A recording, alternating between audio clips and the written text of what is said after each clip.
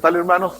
Dios los bendiga. Nos da gusto estar con ustedes en esta vez, en este tiempo que hemos estado transmitiendo el mensaje por esta vía, y estamos esperando que usted sea fiel en el sentido de tener su culto ahí en su casa. Es la forma que podemos hacerlo hoy, y lo hacemos de manera correcta, de manera dedicada, ¿verdad? Y creo que nuestra vida cristiana puede ser esa vida estable, esa vida fructífera, ¿verdad? Donde nuestra fe y nuestra confianza, nuestras convicciones siguen siendo parte de nosotros. Así es que enseguida, hermanos, quisiéramos invitarlos para que estemos también en un momento de reflexión de la palabra de Dios. En esta ocasión hemos preparado un pensamiento que tiene que ver con no solo ser salvo, sino además ser un salvo gozoso, un salvo efectivo. No nada más decir, pues soy salvo y a ver cómo nos toca, ¿no? Sino ese paquete de salvación que el Señor quiere para nosotros, porque no nomás nos salvó, sino que nos vino a dar vida abundante, y también nos insta a que podamos ser fructíferos para la honra de su nombre. Y sobre eso me gustaría que pudiéramos pensar unos minutos en este momento. Así es que lo primero que quiero decirles, hermanos, es que semana tras semana, cada vez que va a haber culto, pues tenemos que sentarnos a preparar el mensaje. Y el mensaje, hermanos, pues nos toma nuestras emociones, nos toma nuestro espíritu, y tenemos que abocarnos viéndolo a usted como iglesia, buscando pastorearle a través de la palabra, y a veces pensando como pastor, pero también como un ser humano como usted, me pregunto cuánto de ese sermón, cuánto de esa dedicación, cuánto de esa volcarnos a preparar el mensaje para que usted sea edificado, sea sanado, sea impulsado a ser mejor para el Señor. ¿Cuánto de ese mensaje usted aprovecha? ¿Cuánto de ese mensaje usted le pone atención? ¿Cuánto de ese mensaje realmente llega a lo más profundo de su corazón para que Dios ministre su vida? Y a veces, pues como humanos también decimos, tal vez el hermano o mi hermano de la congregación meditó un poco en él, suspiró un poco, pero a los minutos a lo mejor esa palabra dejó de ser efectiva, qué sé yo. Sin embargo, esto no nos hace desanimarnos, ¿verdad? En el afán de buscar que usted sea impulsado para que sea mejor cristiano, sea una persona como instrumento en las manos de Dios. Así es que esto seguiremos haciéndolo semana tras semana, buscando que usted encuentre en la palabra el instrumento, la inspiración que usted necesita y que Dios quiere también para que usted crezca en el camino del Señor. También el apóstol Pablo batallaba con cosas así. Cuando él hablaba a los hermanos gálatas, Pablo le decía: hijos míos, por quienes de nuevo sufro dolores de parto hasta que Cristo sea formado en vosotros. Gálatas 4:19.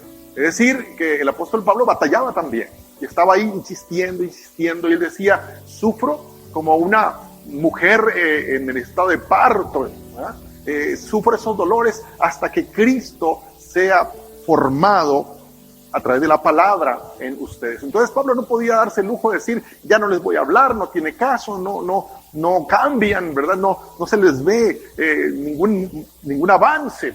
Él decía: hasta que lo seguiré haciendo, aunque me duela, aunque me cueste. Y hermanos, creo que los pastores pues pensamos así, ¿verdad? Aunque nos cueste, aunque no veamos cambios muy importantes en usted, ¿verdad? Pues algún día, ¿verdad? La palabra se encarnará en su corazón y usted empezará a caminar de una manera correcta, o como el Señor espera de usted.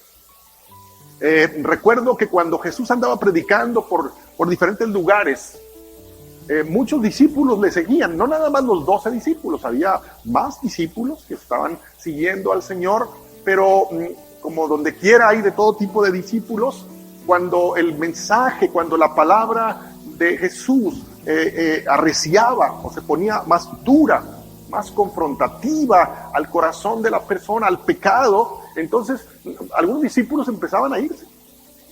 No estaban de acuerdo, no les gustaba mucho que los presionaran mucho, ¿verdad? Y empezaban a irse y dejaban a Jesús hablando, ¿verdad? Y ellos se iban.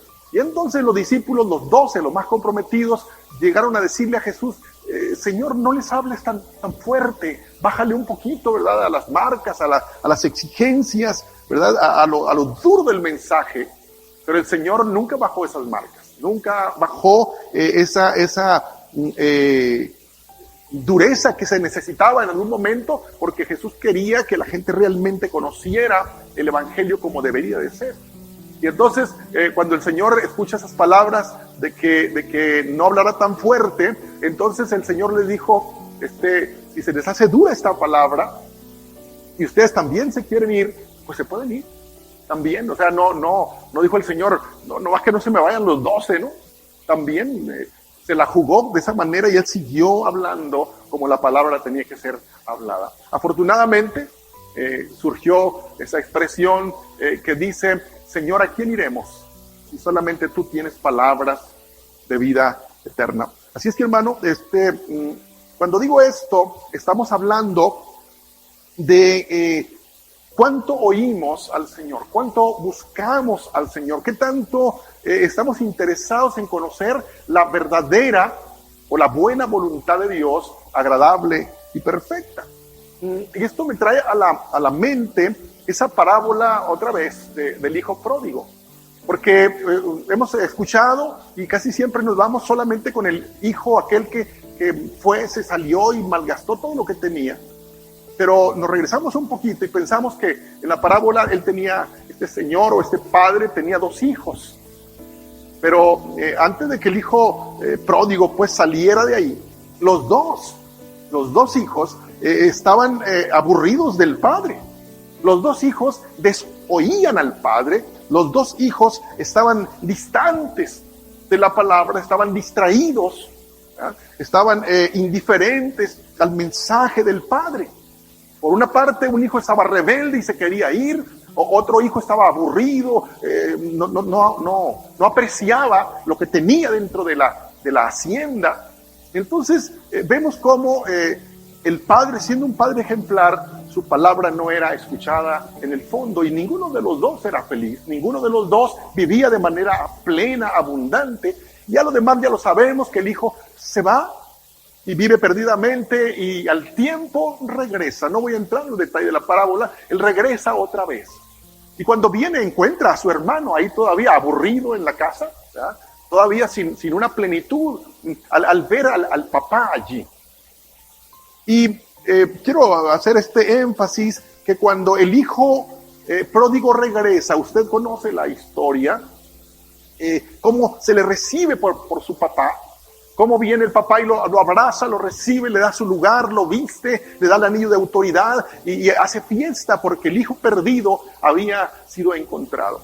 Y entonces quiero parafrasear un poco y quiero pintarlo a como yo lo veo en esta parábola, de a partir de allí, este muchacho, este joven, miraba a su papá, ya una vez que regresó, miraba a su papá y no se perdía detalle de lo que el papá decía.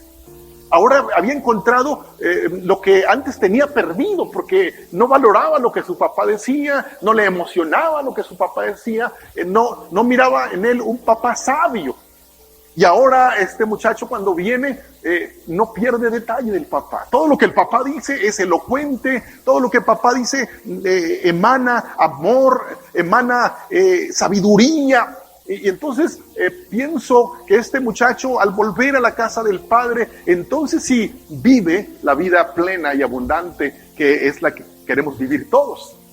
Más o menos se parece a lo que María, allá en aquella casa en Betania, usted se acuerda, cuando Jesús iba a esa casa, estaban ahí María y Marta y Lázaro. Y entonces María, me parece que podemos comparar que María, cuando llega a Jesús, no pierde detalle. Disfruta de la palabra que Jesús está hablando, se alimenta de ella, crece con ella, y no quiere ni parpadear ni un momento, ni respirar, para no perderse detalle de lo que el maestro está hablando allí. Y a mí me parece, hermanos, que nosotros debiéramos de vivir así.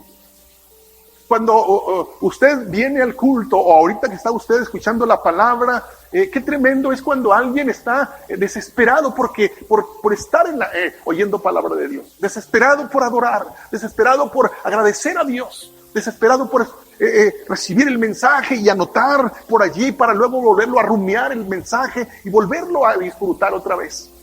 Pero siempre, como donde quiera, está aquel hijo, ¿verdad?, distante, distraído, que no está viendo, no, por más sabiduría que haya en algo, en una enseñanza, ¿verdad?, alguien va a estar completamente desconectado. Y en este tiempo, hermano, yo quiero decirle una cosa, que el que no reciba la palabra como un niño, no puede recibir el favor de Dios, porque el favor de Dios viene a través de la fe, de la convicción, del gozo, de la esperanza.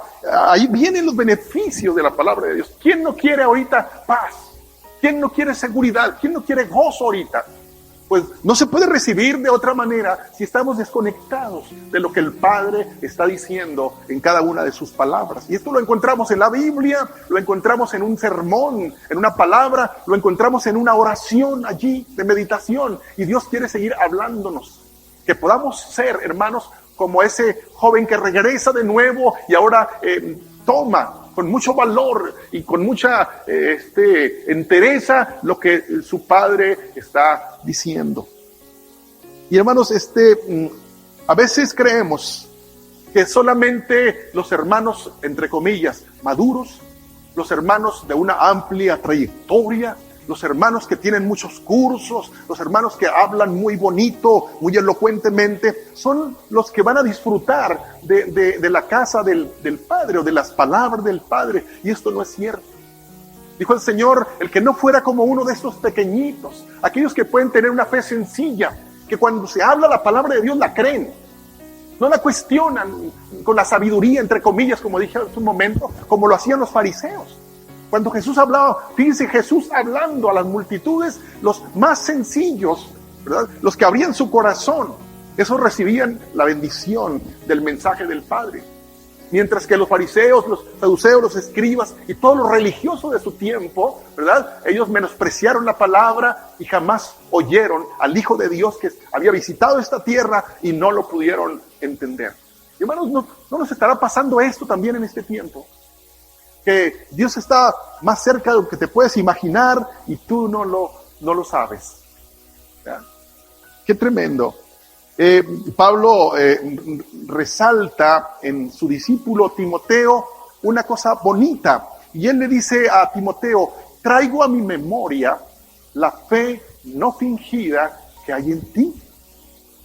Y dice pues que fue transmitida, ¿verdad?, por tu mamá, por tu abuela, y seguramente en ti también está esa virtud, pero lo que quiero resaltar es que dice, traigo a la memoria la fe no fingida que hay en ti. Y entonces está Pablo diciendo, por eso eres feliz, por eso disfrutas la vida cristiana, por eso puedes ir a donde quiera, por eso eres obediente, por eso eres sensible al Espíritu, porque hay una fe no fingida en tu corazón. Y hermanos, siempre me he preguntado, en todos los tiempos que yo tengo de uso de razón, bueno, en la vida cristiana, ¿cuál será el modelo, la forma de vivir en Cristo más efectiva y más genuina? Siempre me he preguntado, ¿cómo debería ser? Y hay muchas como posturas o muchas alternativas, pero a veces es como hacerse un poquito bolas, ¿no? No, pues si estudio una maestría o un doctorado en teología, si estudio divinidades y bueno, pensamos muchas cosas de este tipo, o cuando tenga 30, 40 años, y esto no es cierto. Cuando Pablo está allí en Filipos, y acuérdese usted que ellos fueron tomados presos allí en la cárcel, y ocurre un milagro, ahí estaba Pablo y Silas en la cárcel, finalmente hay un terremoto por allí y se abren las puertas de la cárcel y bueno, voy al punto donde el carcelero finalmente dice, ¿qué debo hacer? Varones, ¿verdad? ¿Qué debo hacer para ser salvo? Y bueno, ahí donde dicen, cree en el Señor Jesucristo y serás salvo tú y toda tu casa. En ese mensaje se oye simple, pero hoy tenemos que pensar, ¿será suficiente con ser salvo? Porque miren, hermanos, a la iglesia en el mundo, la iglesia cristiana, la iglesia evangélica, la iglesia que se basa en la Biblia, en la palabra de Dios, hay muchos, miles, millones de cristianos. Sin embargo, hay quienes se han conformado con ser salvos. Y este hombre dijo, ¿qué debo hacer para ser salvo? Bueno, eso no es todo. Este hombre a lo mejor estaba pensando en algo más grande, pero lo dice nada más como, ¿qué debo hacer para ser salvo? Entonces, hay quien se ha conformado, bueno, pues ya soy salvo, pues así, a ver cómo, hasta dónde aguanto, ¿verdad? A ver si no me enfado en el camino, ¿verdad? Porque el Señor lo salva por la eternidad. Pero hermanos, creo yo que tenemos que pensar en algo mucho más que la idea de que un día estaremos en la presencia de Dios por la eternidad. El Señor nos ha llamado a mucho más cosas que ser solamente salvo. No estoy menospreciando la salvación, pero el Señor también dice a través de los escritos, de las cartas, dice, regocíjense en el Señor siempre. El Señor dice que en esto conocerán mis discípulos, que son mis discípulos, en que se amen unos a otros. Y también dice que nosotros hemos sido perdonados, hemos sido sacados de las tinieblas y puestos en la luz admirable para nosotros anunciar las virtudes de aquel que nos llamó de allá de las tinieblas. Y entonces, hermano, la salvación o la vida cristiana no solamente es una convicción, decir algún día, pues ni modo, no sé cuándo va a ser, pero ya no aguanto, sufro mucho. Y no ese es el modelo de vida que el Señor está demandando de nosotros. Y hermanos, cuando nosotros, le voy a decir lo que yo pienso, cuando nosotros nos miramos perdonados, nos miramos amados por Dios, podemos entender la trayectoria de lo que Dios se propuso hacer con nosotros y entonces podemos nosotros ser agradecidos, estar muy agradecidos por lo que Dios ha hecho con nosotros y entonces le vamos a servir. Y entonces lo vamos a amar. Y esto va a traer como consecuencia disfrutar también del amor de Dios, la misericordia de Dios, el perdón continuo de Dios en nuestra vida. Y claro, y si fallamos, ¿podemos volver a fallar? Claro que sí, pero lo dice ahí la Escritura, si confesamos nuestros pecados, Él es fiel y justo para perdonar nuestros pecados y limpiarnos de toda maldad. Entonces no hay pierde, porque el que el Señor nos haya traído de las tinieblas a su luz no significa que no podemos fallar, pero cuando nos vemos otra vez perdonados, nos vemos amados por Dios, nos vemos como Dios está buscando nuestro bien, el pensamiento de bien y no de mal para nosotros, no tenemos más que agradecerle por lo que está haciendo por nosotros, lo que ya hizo, ¿verdad? Y amar a Dios. El Señor no está agradecido con nosotros. Él nomás nos ama.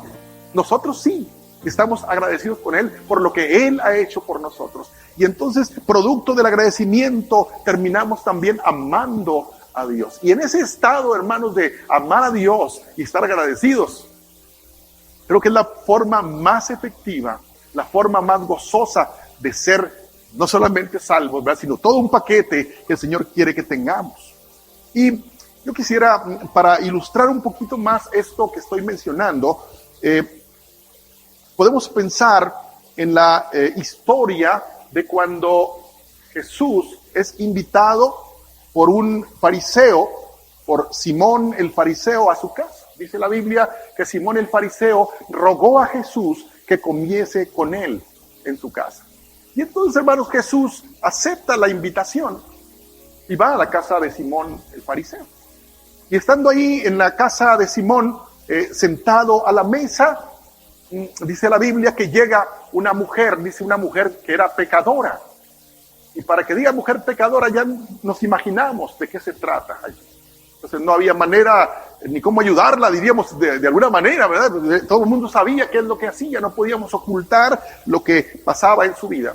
Entonces esta mujer llega y empieza allí, dice la Biblia, que llega y empieza a llorar, empieza a derramar sus lágrimas sobre los pies de Jesús.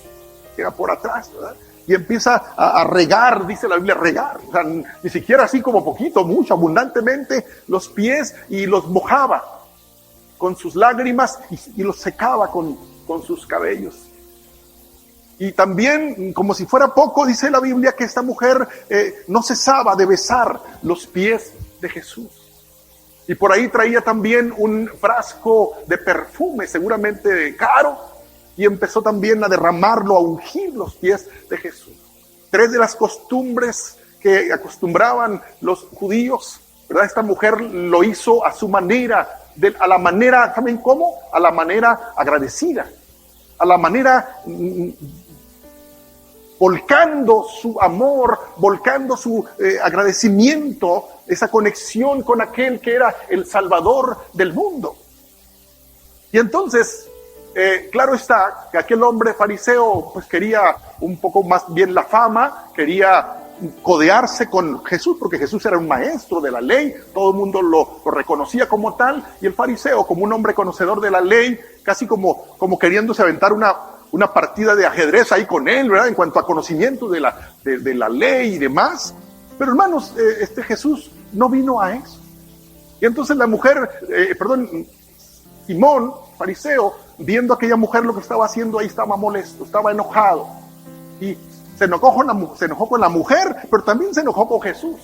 Y no le dijo nada, pero en su mente estaba pensando, si este que está enfrente de mí realmente fuera profeta, entendería qué tipo de mujer está haciendo ese cuadrito allí. Y molesto. Pero Jesús, como que todo lo sabe, que todo lo ve el corazón, entonces entiende el pensamiento, conoce el pensamiento de Simón y le dice, Simón, una cosa tengo que decirte. Y dime, Señor, como diciendo, vamos entrando en tema, y le dice, te lo voy a plantear así. Era un hombre que tenía, era un acreedor que tenía 2 deudores, 2 le debían dinero a él. Y entonces, pero ninguno de los 2 podía pagarle la cuenta, la deuda. Y entonces, al no poder pagar la cuenta, el acreedor le perdona la deuda a ambos. Uno le debía 50 denarios, el otro le debía 500. Y a los 2 les perdona porque ninguno de los 2 puede pagar la cuenta. Y entonces le pregunta a Simón, ¿cuál de los 2 crees que esté más agradecido? ¿Sí? ¿O cuál amará más? Y entonces Simón dice, pues yo pienso que el que le perdonó más, al de 500, es el que amará más.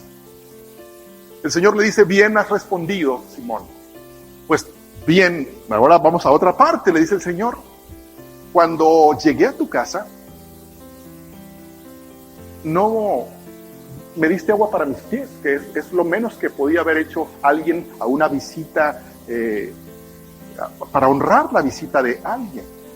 No me diste agua para mis pies, pero esta mujer no ha cesado de regar mis pies con sus lágrimas. Unas lágrimas que salen de lo profundo del corazón, de arrepentimiento. ¿Sí? Y esas lágrimas valen mucho más que un agua corriente, un agua común. Y dice, no me diste beso cuando llegaste, era la costumbre besar a alguien que se aprecia, que se reconoce. Pues Simón, muy cómodo, fue y se sentó y como diciendo, siéntate cuando quieras, ¿verdad? No tuvo esa especialidad para con una visita, y menos tratándose del Hijo de Dios. Claro que Simón no lo miraba como tal, y le dice, no me diste beso, sin embargo esta mujer no ha cesado de besar mis pies. No me ungiste mi cabeza con aceite, pero esta mujer ha ungido con perfume caro mis pies. Entonces te digo, y como tú mismo me lo dijiste ahorita, esta mujer, sus muchos pecados, estaba admitiendo qué tipo de mujer era aquella, sus muchos pecados le son perdonados. Y le dice, porque amó mucho por eso. Mas aquel que se le perdona poco, poco ama. Y hermanos, creo que Simón pudo entender el mensaje. Simón estaba actuando como una persona fría, una persona pues sin valoración de quien tenía enfrente, y aquella mujer sin estudios, una mujer sin teología, una mujer sin letras, una mujer, pero había podido llegar al corazón de Jesús, pudo entender la oportunidad y la aprovechó al 100, mientras que en la elocuencia de aquel hombre, ¿verdad?, en su corazón cegado por otras cosas, no aprovechó la verdadera bendición que tenía enfrente. Por eso creo, hermanos, que si nosotros nos vemos perdonados, si nosotros nos vemos transformados por el Señor, podemos entonces estar agradecidos y vamos a amar a Dios intensamente. No sé si usted está de acuerdo conmigo. ¿Cómo es para ti Dios? ¿Cómo le adoras? ¿Cómo le sirves? ¿Cómo caminas con Él? ¿Te gozas tú cuando vas, por ejemplo, a un culto en la alabanza? Porque estás ofreciendo al Señor lo mejor de ti. Cuando está la palabra, cuando está la ofrenda, tú ofrendas, tú adoras a Dios con todo tu corazón. Porque si estás agradecido, tú amas a Dios, no te vas a perder ningún momento. Como aquella mujer no se perdió ni un instante. Estuvo, claro, expuesta a que la sacaran de una manera fea de ahí, ¿verdad? Arrastrándola, porque cómo se ponía a hacer eso ahí. Pero ella se la jugó ahí, pero pudo lograr honrar a Dios. Le hizo un culto de alabanza y ofrendó ahí en esa condición, como ella pudo aprovechar la oportunidad. Hermanos, hemos tenido años, meses y años anteriormente con todas las oportunidades para honrar a Dios, para alabarlo, para glorificarlo, para cantarle. Y ahora estamos viviendo un tiempo de limitaciones por el tema de la pandemia y demás, pero el que quiere adorar a Dios, no le importa dónde está. Puede estar en la más grande de los templos, con todos los lujos, con todos los instrumentos musicales, con mucha gente, o puede estar solo ahí en su recámara, puede estar solo ahí en tu sala o con tu familia, y ese es un buen lugar para honrar el nombre del Señor. Imagina tú por un momento el ciego, aquel que Jesús sanó. Piensa, por ejemplo, en aquel paralítico que el Señor lo levantó. Piensa en aquel leproso que fue limpiado de su lepra. ¿Cómo sería la vida de estos hombres después de esa transformación? ¿Sería así, pues, mediocres o adorarían al Señor con todo su corazón, con mucho agradecimiento, con mucho amor, sabiendo que eran faltos, sabiendo que no eran perfectos? Sin embargo, sabían. Su vida había dado un vuelco completamente y ahora podían ser adoradores del Dios Altísimo.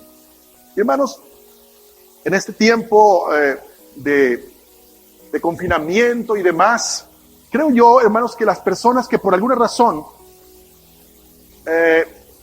no han tenido esa vinculación, como el caso de Simón, fariseo, es más fácil que, como no hay liturgia como antes, como no hay la música, ¿verdad?, qué sé yo, como no está todo en regla como antes, entonces pues no hay un vínculo tan fuerte, no hay un agradecimiento, no hay un amor por Dios, no hay una devoción por Dios. Por lo tanto es más fácil desvincularse. Y creo, hermanos, que si no, tú y yo no tenemos la capacidad de conectarnos con Dios y volcar nuestro corazón, sea cual fuera la circunstancia, no vamos a sobrevivir en los tiempos que vienen. No digo en esta pandemia, porque esto es apenas el principio de dolores, como dice la Escritura. ¿Qué cosas vienen más adelante?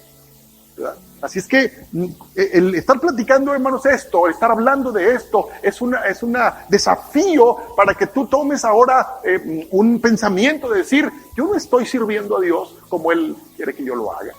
En mi vida no hay realmente un agradecimiento. Ya olvidé lo que el Señor hizo por mi vida, como lo olvidaron los otros leprosos que fueron limpiados y se olvidaron.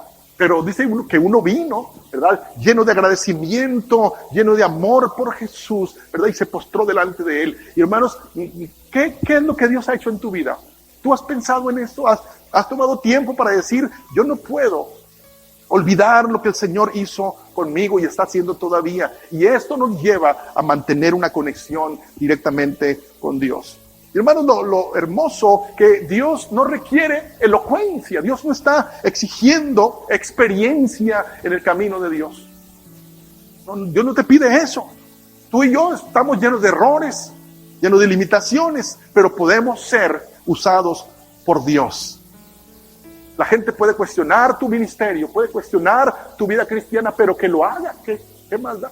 Si con Jesús lo hicieron. Cuando Jesús, después de estar predicando en otras regiones, vuelve a Nazaret, que era su propia tierra, y Jesús empezó ahí a hacer milagros, a predicar mensajes ahí en Nazaret de Galilea. ¿Y saben qué pasó con Jesús? Los otros chavalos del barrio ahí de Jesús, ¿verdad? Empezaron a decir, porque Jesús por buen tiempo estuvo fuera, ¿verdad? Y empezaron a decir, ¿qué no es el hijo del carpintero José ese? ¿No es hijo de la María esa? ¿Ya? ¿No son sus hermanos Judas? Y empezó a decir los nombres de los hermanos de Jesús. Y sus hermanas aquí viven también en Nazaret, ¿no? Pues ¿de dónde sale tanto poder, disque poder que tiene este? ¿Ya? Así empezaron a hablar como mal de Jesús, despotricando de Jesús. Dice la Biblia que Jesús no hizo ahí en Nazaret muchos milagros por causa de la incredulidad de ellos. Pero eso no le quitó a Jesús el poder, no le quitó el entusiasmo y la convicción de que había venido, y siguió yendo a otras partes, ¿verdad? Y empezó a predicar y sanar a mucha gente. Y hermanos, cuando estamos en las manos de Dios, estamos agradecidos con Dios, no nos va a afectar que alguien nos critique, que alguien nos cuestione, que alguien diga, la hermana del cholo, ¿verdad? La hermana del malapaga, el hermano del que metieron a la cárcel, que digan lo que sea. Dios te ama así como eres. Inclusive pueden hablar mal de ti, de lo que eras antes, pero dice la Biblia que nos llamó de las tinieblas a su luz admirable.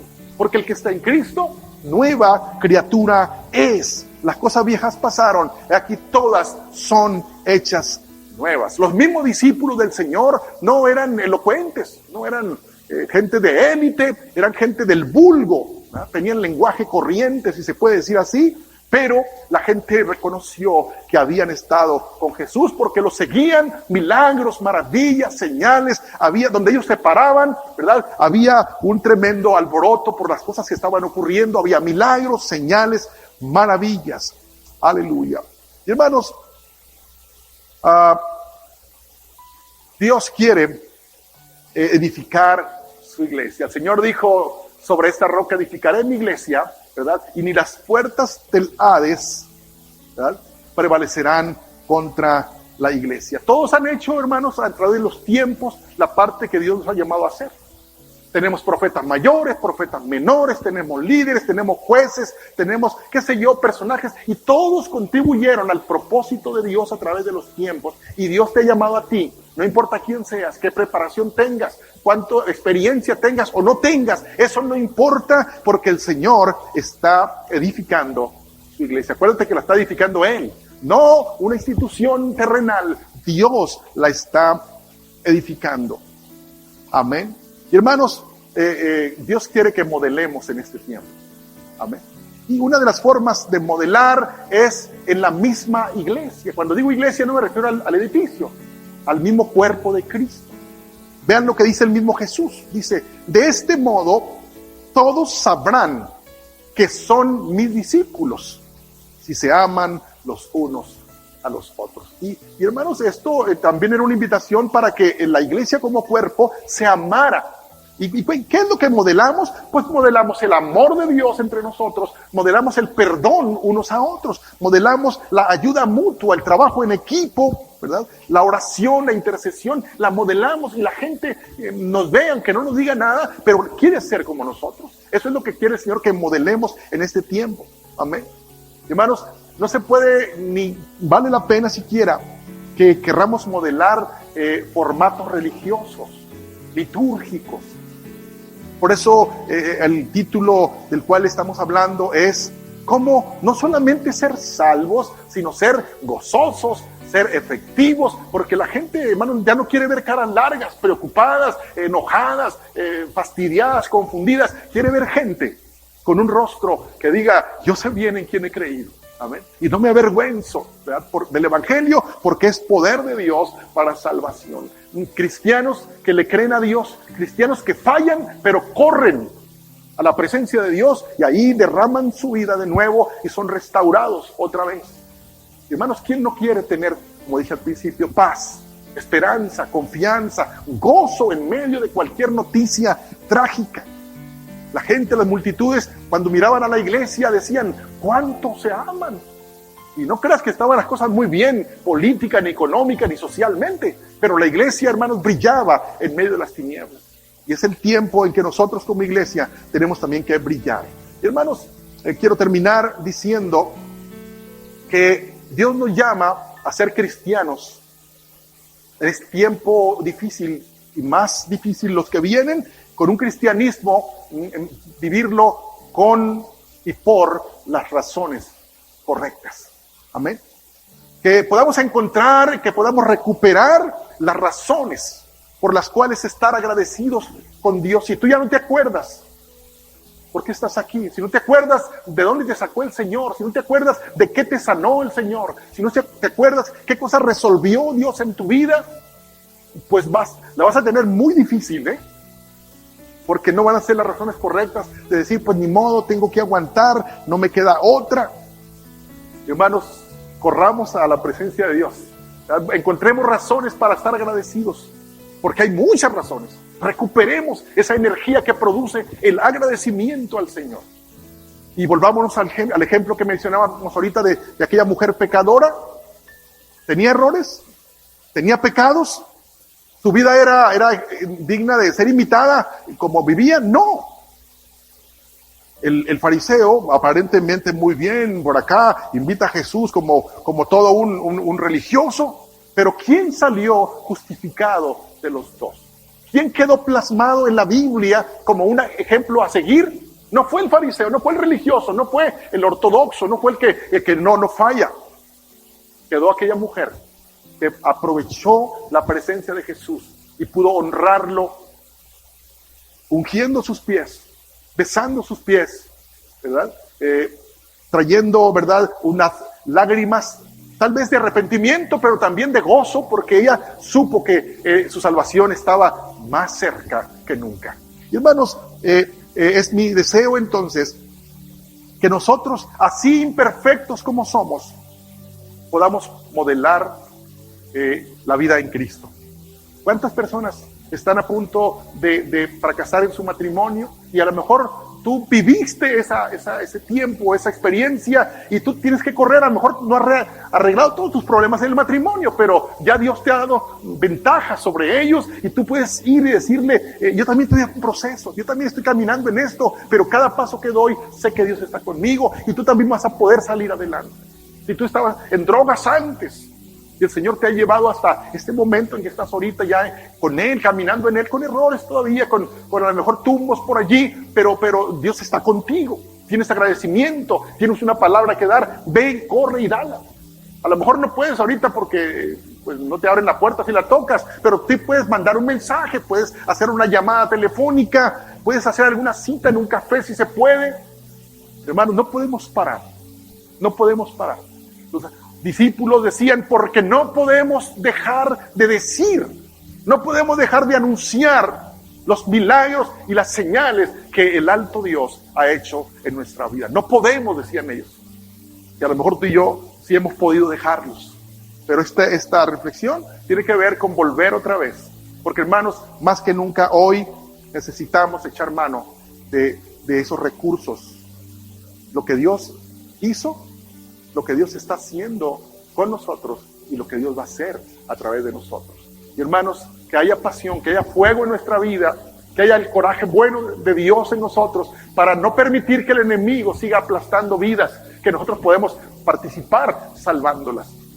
Tal vez sea este tiempo, aparentemente el más difícil, sea el tiempo de más cosecha, el tiempo en que más podamos influir en la vida de las personas, no en nuestro nombre, sino en el nombre de Jehová de los ejércitos, en el nombre de Jesucristo, el que vino y entregó su vida para salvarnos a nosotros. Y decía Pablo, para salvar a los pecadores, de los cuales yo soy el primero. Hermano, yo quisiera invitarte ahora, hermano o amigo que estás escuchando esta transmisión, invitarte para que vengas al Señor. Si ya eres salvo, pero tu vida no tiene paz, tu vida no tiene gozo, tu vida tiene desesperanza, tiene confusión, aún siendo salvo, Dios no quiere que Que esa salvación sea la que tú vivas. Porque la salvación tiene que estar coronada, tiene que estar revestida de otros elementos que sean atractivos para el que vive sin paz, sin esperanza, sin gozo. La salvación es mucho más que simplemente estar estático para el día de su venida. Estamos en mayor movimiento, ¿verdad? En más movimiento que nunca, hoy aún en medio de dificultades. Vamos orando al Señor. Padre, te damos gracias en esta hora, porque nos has permitido hasta aquí, Señor, avanzar, porque hasta aquí nos has ayudado.